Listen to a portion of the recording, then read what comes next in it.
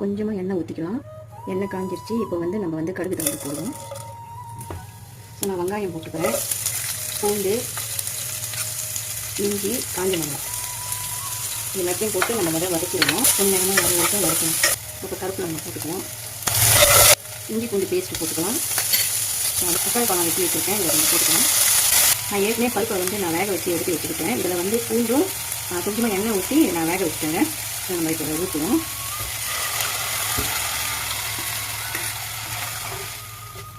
கொஞ்சம் தண்ணி சேர்த்துக்கலாம்.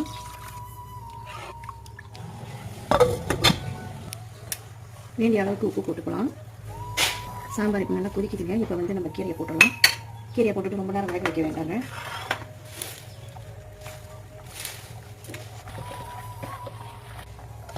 நான் கொஞ்சமாக தேங்காய் பால் ஊற்றிக்கிறேன்.